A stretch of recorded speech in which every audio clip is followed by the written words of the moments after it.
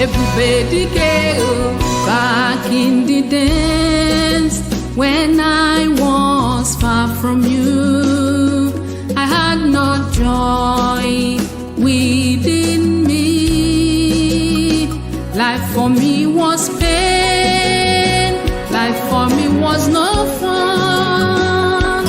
Till I found joy in you.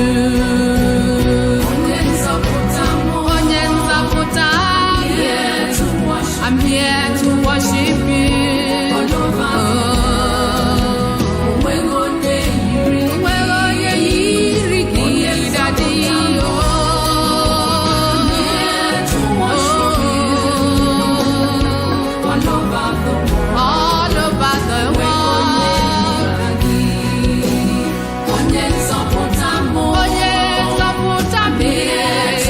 I'm here to worship you.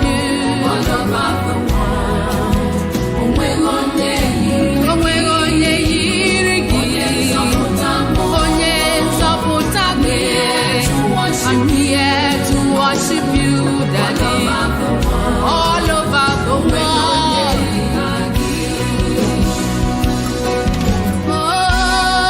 Oh, Bekandaya,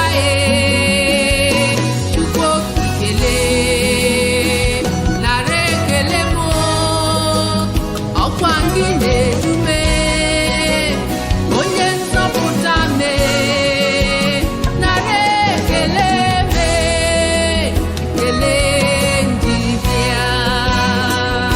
You are my pride, oh Jesus. You are everything to me. None compares with you. None compares with the love of my life.